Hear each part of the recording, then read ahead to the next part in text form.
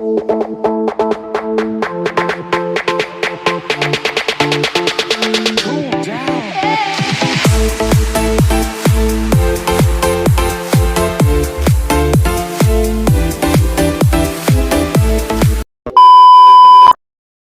teman-teman, perkenalkan nama saya Eleonora Ayu Kawandira. Kali ini saya akan membahas 8 pokok pembahasan materi dari mata kuliah Ekonomi Mikro. Yang pertama tentang teori permintaan, yang kedua fungsi penawaran, ketiga keseimbangan pasar, keempat elastisitas permintaan dan penawaran, kelima perilaku konsumen, keenam perilaku produsen, ketujuh produksi dan biaya, kedelapan pasar dalam perekonomian. Mari kita bahas materi yang pertama, yaitu tentang teori permintaan. Pengertian teori permintaan. Pengertian permintaan adalah sebuah keinginan seseorang atau yang disebut sebagai konsumen terhadap berbagai barang tertentu yang diperlukan maupun diinginkannya. Teori permintaan adalah teori ekonomi yang menyatakan bahwa harga dipengaruhi oleh permintaan. Oleh karena itu, teori tersebut berasumsi bahwa ketika permintaan pasar naik, maka harga barang pun akan ikut naik. Tetapi jika permintaan turun, maka harga barang pun akan ikut turun. Yang berikut faktor-faktor yang mempengaruhi permintaan. Yang pertama, harga barang lain adalah salah satu faktor penting yang mempengaruhi permintaan jasa dalam konsep faktor-faktor yang mempengaruhi permintaan. Yang kedua, tingkat pendapatan per kapita. Semakin tinggi tingkat pendapatan seseorang, semakin kuat daya beli mereka, sehingga permintaan terhadap suatu barang meningkat. Yang ketiga, distribusi pendapatan. Sejumlah pendapatan yang berbeda dalam masyarakat mempengaruhi corak permintaan masyarakat yang berbeda tergantung dengan distribusi pendapatan. Yang berikut tentang jenis-jenis permintaan. Yang pertama, berdasarkan jumlah permintaan. Permintaan individu yaitu jumlah permintaan masing-masing individu terhadap barang atau jasa pada berbagai tingkat harga. Yang kedua, tentang permintaan berdasarkan daya beli atau dibedakan menjadi 3. Yang pertama, permintaan efektif. Yang kedua, permintaan potensial. Yang ketiga, permintaan absolut. Hukum permintaan adalah hukum yang menjelaskan tentang adanya hubungan yang bersifat negatif antara tingkat harga dengan jumlah barang yang diminta. Bunyi hukum permintaan, semakin turun tingkat harga, maka semakin banyak jumlah barang yang tersedia diminta. Dan sebaliknya, semakin naik tingkat harga, semakin sedikit jumlah barang yang tersedia diminta. Yang berikut fungsi permintaan. Fungsi permintaan atau demand adalah hubungan antara harga dan jumlah barang yang diminta konsumen.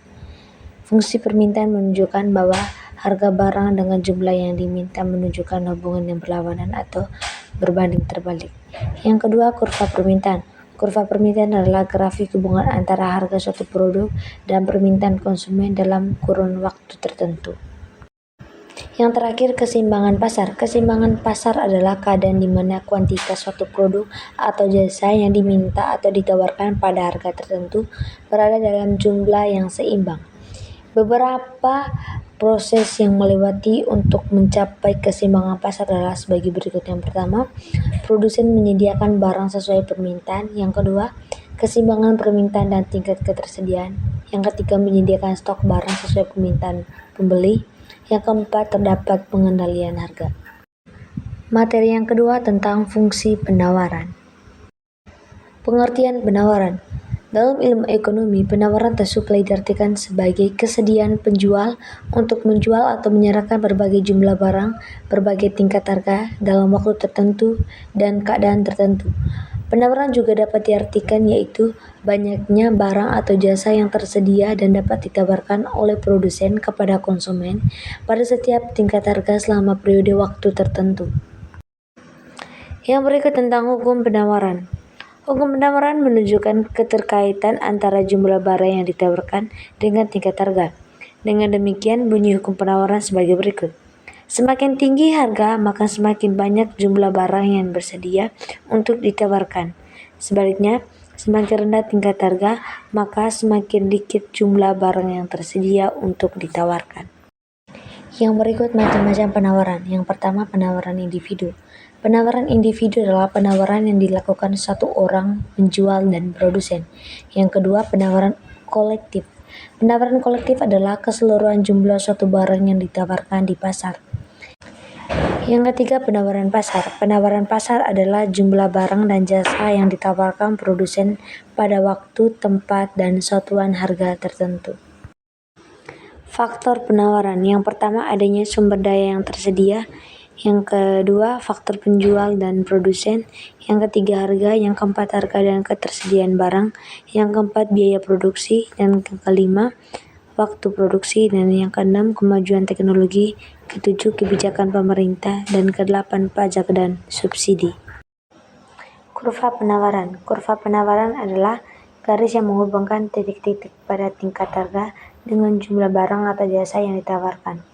Kurva penawaran bergerak dari kiri ke bawah, ke kanan ke atas, yang menunjukkan bahwa jika harga barang tinggi, para penjual atau produsen akan menjual dalam jumlah yang lebih banyak. Yang berikut elastisitas penawaran. Elastisitas penawaran adalah indikator untuk mengukur kepekaan perubahan kuantitas dan suplai suatu barang. Elastisitas penawaran adalah salah satu aspek ekonomi yang berhubungan dengan kepekaan perubahan kuantitas atau suplai suatu barang. Materi yang ketiga tentang keseimbangan pasar. Pengertian pasar. Pasar adalah suatu tempat bertemunya pembeli dengan penjual guna melaksanakan transaksi ekonomi untuk menjual ataupun membeli suatu benda serta jasa ataupun sumber energi ekonomi serta bermacam aspek penciptaan yang lainnya. Keseimbangan pasar adalah perihal yang terjadi jika harga dan jumlah barang yang diminta di pasar sama dengan harga dan jumlah barang yang ditawarkan. Bentuk-bentuk pasar yang pertama itu pasar konkret, pasar yang wujudnya fisik. Yang kedua, pasar abstrak, pasar yang wujudnya tidak fisik. Jenis-jenis pasar persaingan tidak sempurna. Yang pertama, pasar monopolistik. Yang kedua, pasar monopoli. Yang ketiga, pasar oligopoli. Yang keempat, pasar monopsoni dan oligopsoni. Yang berikut cara-cara mencapai keseimbangan pasar. Penetapan harga adalah keadaan yang mewajibkan pedagang untuk menjual barang dagangannya dengan harga miskai atau harga pasar. Oleh karena itu, pemerintah harus menetapkan harga minimum dan harga maksimum. Materi yang berikut tentang elastisitas permintaan dan penawaran. Pengertian elastisitas permintaan dan penawaran. Elastisitas permintaan adalah suatu konsep dalam ilmu ekonomi yang mengukur sejauh mana perubahan dalam harga suatu produk atau layanan akan memengaruhi jumlah yang diminta oleh konsumen. Yang kedua, elastisitas penawaran atau supply elasticity adalah konsep dalam ilmu ekonomi yang mengukur sejauh mana penawaran suatu produk atau layanan akan merespons terhadap perubahan dalam faktor-faktor tertentu, terutama perubahan harga. Elastisitas permintaan dan penawaran digolongkan menjadi 3 jenis utama. Yang pertama itu elastis, yang kedua itu inelastis, dan yang ketiga unitary elastisitas. Jenis-jenis elastisitas permintaan. Yang pertama, elastisitas permintaan harga. Yang kedua, elastisitas pendapatan. Dan yang ketiga, elastisitas silang. Yang berikut jenis-jenis elastisitas penawaran. Yang pertama, elastisitas penawaran harga. Yang kedua, elastisitas penawaran ketersediaan faktor produksi. Yang berikut tentang perilaku konsumen. Perilaku konsumen adalah bidang penting dalam dunia bisnis dan pemasaran. Pemahaman yang mendalam tentang bagaimana orang memilih, membeli, dan menggunakan produk dan jasa merupakan elemen kunci dalam mengembangkan strategi pemasaran yang berhasil. Faktor-faktor yang mempengaruhi perilaku pembelian konsumen. Yang pertama, faktor budaya. Yang kedua, faktor sosial. Yang ketiga, faktor pribadi. Dan yang keempat, faktor psikologis. Yang berikut proses pengembalian keputusan pembeli. Yang pertama, mengenali kebutuhan. Yang kedua, mencari informasi konsumen. Yang berikut pembelian pasar bisnis. Yang pertama, pengenalan masalah. Yang kedua, deskripsi kebutuhan umum. Yang ketiga, spesifikasi produk. Yang keempat, pencarian pemasok. Yang kelima, pengumpulan proposal. Yang keenam, pemilihan pemasok. Yang ketujuh, spesifikasi pesanan rutin. Yang kedelapan, tinjauan ulang kinerja. Materi yang keenam tentang perilaku produsen. Pengertian perilaku produsen. Perilaku produsen mencakup keputusan-keputusan penting seperti produksi, harga, dan pemasaran. Ini termasuk strategi inovasi, diversifikasi produk, dan target pasar yang menjadi fokus utama produsen. Berikut faktor-faktor yang mempengaruhi perilaku produsen. Yang pertama, permintaan pasar. Yang kedua, biaya produksi.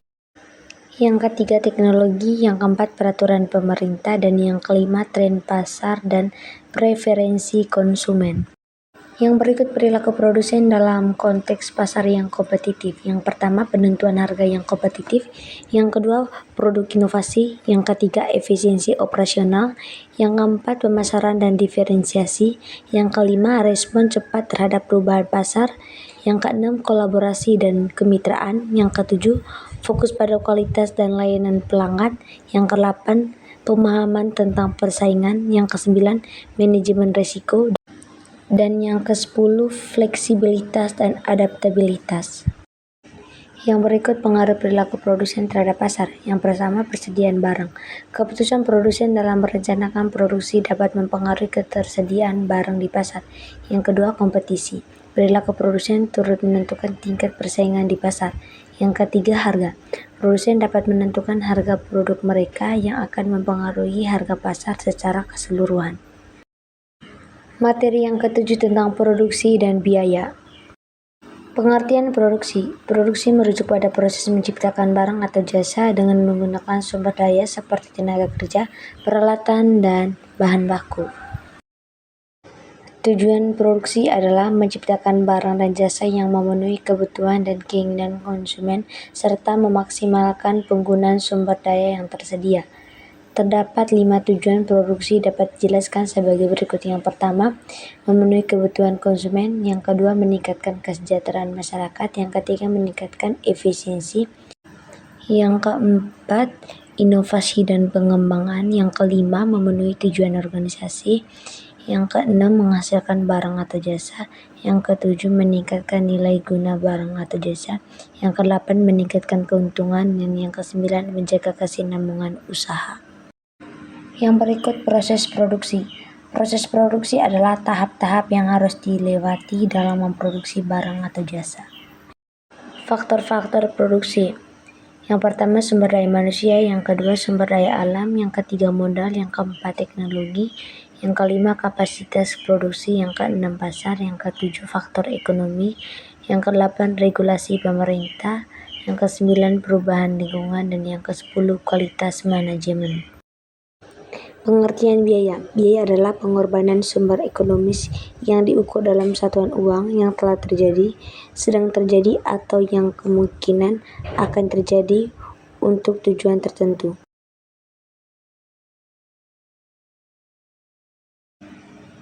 Pengertian pasar. Pasar merupakan salah satu tempat terjadinya jual beli barang maupun jasa. Selain itu, dalam pasar terjadi hubungan sosial antara pedagang dan pembeli. Penjual dan pembeli dapat bertransaksi atau sepakat dalam akad jual beli. Macam-macam pasar. Yang pertama, pasar berdasar sifatnya, pasar berdasarkan wujudnya, pasar berdasarkan cara transaksinya. Yang berikut pasar berdasarkan jenis barang, yang berikut pasar menurut strukturnya, dan yang terakhir pasar berdasarkan ruang lingkup. Fungsi pasar. Yang pertama, platform jual beli. Yang kedua, penentuan harga. Yang ketiga, mempertemukan supply dan demand. Yang keempat, penyebaran informasi. Yang kelima, efisiensi. Yang keenam, inovasi. Dan yang ketujuh, manajemen risiko. Pasar memiliki beberapa peran penting bagi konsumen. Yang pertama, penyediaan barang dan jasa. Yang kedua, harga dan persaingan. Yang ketiga, inovasi. Yang keempat, kebebasan memilih. Yang kelima, informasi. Yang keenam, kualitas produk pasar. Yang ketujuh, efisiensi ekonomi. Yang kedelapan, respon terhadap keinginan konsumen.